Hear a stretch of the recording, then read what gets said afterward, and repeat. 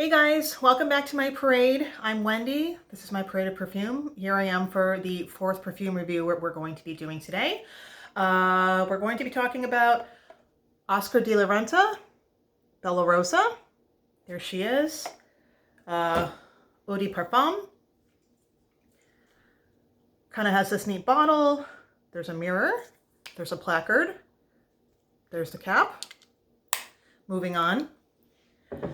So the interesting thing about this perfume is that I have seen Bella Rosa compared to like 15 other perfumes like La Vie Belle, Delina, Mon Guerlain, Valentina Donna, Miss Dior, like every single one, absolutely blooming, forever blooming, blooming today, blooming tomorrow, like whatever. There's a million trillion Miss Diors. But regardless, I don't think, especially for something like it doesn't smell like Delina.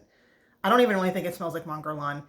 What that is to say though, I don't believe in dupes. I don't think any perfume smells exactly like anything else, but this perfume is of the time. The reason it smells like so many of these other perfumes in pink bottles is because it's perfectly socially acceptable. It's perfectly on point. It's perfectly 2020. So that is to say that it's very easy to wear and you will smell really good. I've been wearing this for a couple of days and man, I just love it. I've heard on other people that it doesn't have very good lasting power, but I put kind of a lot on. This perfume is 35 bucks. It's not expensive. 35 bucks for a 100 ml bottle. So that means I spray a lot. I'll do like 6, 8, 10 sprays altogether. 6 to 8 on me and then a couple in the air just for a little halo for the day. And man, that'll last me all day. So what does it smell like?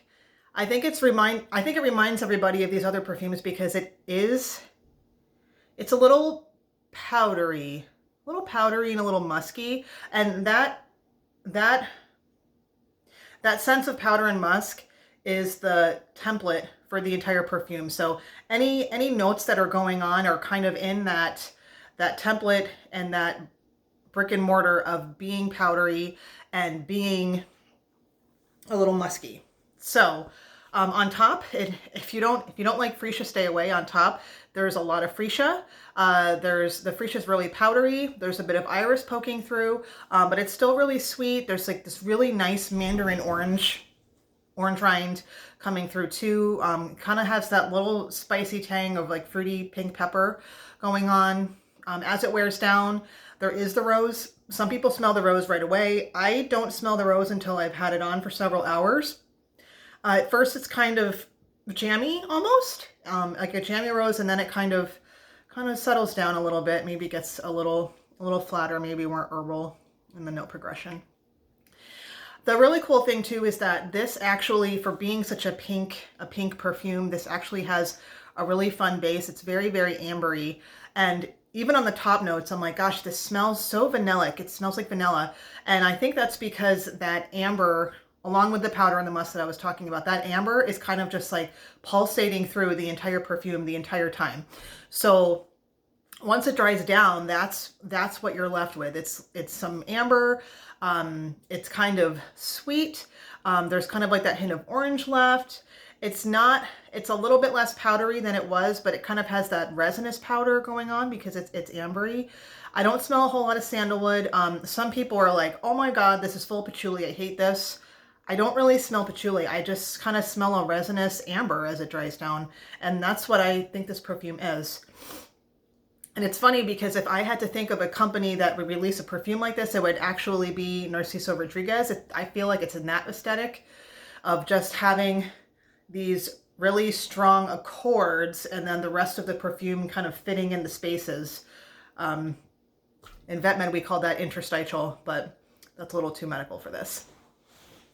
But yeah, I really adore this, and especially since, I don't know if you've noticed, I kind of like a nice bargain. I like a deal. I like perfumes that are affordable.